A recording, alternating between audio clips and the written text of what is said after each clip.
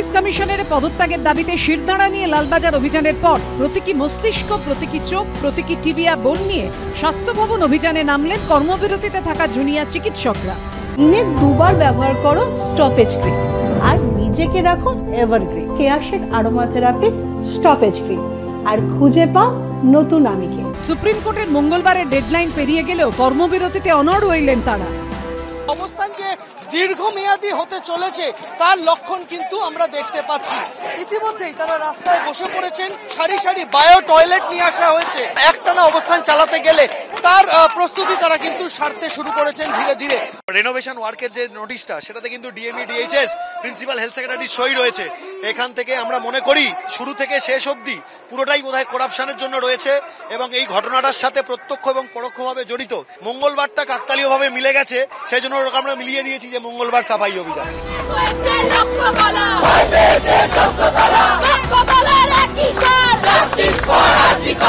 আন্দোলনরত জুনিয়র চিকিৎসকদের স্বাস্থ্য ভবন অভিযানের শুরুতেই ছিল এই ব্যানার। আমরা জানতে চাই যে এই স্বাস্থ্য ভবন তাদের দুর্নীতির ব্যাপারে কি অ্যাকশন নিচ্ছেন, তথ্য প্রমাণ লোপাটে যারা প্রত্যক্ষ পরোক্ষভাবে জড়িত সেই ব্যাপারে তাদের অ্যাকশন কি। আমরা ডিএমই ডিএইচএস হেলথ সেক্রেটারির অপসারণ চাই। মঙ্গলবার প্রথমে স্বাস্থ্য ভবন থেকে বেশ কিছুটা দূরে বিশাল ব্যারিকেড তৈরি করে পুলিশ, কিন্তু কিছুক্ষণ পর দেখা যায় পুলিশ ব্যারিকেড সরিয়ে দিচ্ছে। আমরা বললাম যে লালবাজার অভিযানের সময় আমাদেরকে আটকে দেওয়া হয়েছিল আগেই, সেটা 22 ঘন্টা অবস্থানের পর তাদেরকে পেছাতে হয়েছিল। আমরা লালবাজারের গেট পর্যন্ত চেয়েছিলাম, সেটাই আমরা মনে করিয়ে দিলাম।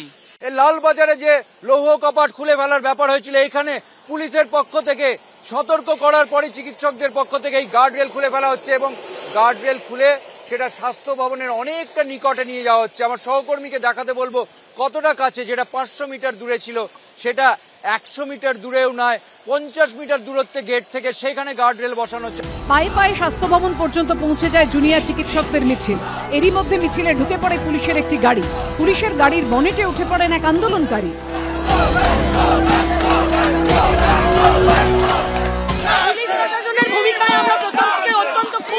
গাড়ি ঢুকিয়ে যে গাড়িতে কোনো প্যাসেঞ্জার কোনো পুলিশ নেই সেটাকে এখানে আমাদের অবস্থান বিক্ষোভের মাঝ দিয়ে নিয়ে যাওয়ার চেষ্টা হচ্ছে।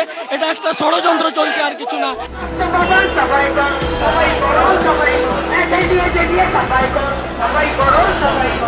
স্বাস্থ্য ভবনের গেটের বাইরে ব্যারিকেডের পাশে বসে পড়েন জুনিয়র চিকিৎসকরা। স্বাস্থ্য ভবন সূত্রে খবর, নবান্ন থেকে সন্ধ্যায় ইমেল করা হয় জুনিয়র ডক্টরস ফ্রন্টকে। মঙ্গলবারই নবান্নে আসার বার্তা দেয়া হয়েছে সরকারের তরফে। যদিও জুনিয়র ডাক্তাররা সেই বার্তাকে অপমানজনক বলে দাবি করে আন্দোলনে অনড় থাকেন। রাতে স্বাস্থ্য ভবনের বাইরে বসে পড়েন তারা। এর আগে লালবাজার অভিযানের দিনও সারা রাত রাস্তাতেই কাটিয়েছিলেন আন্দোলনকারী জুনিয়র ডাক্তাররা।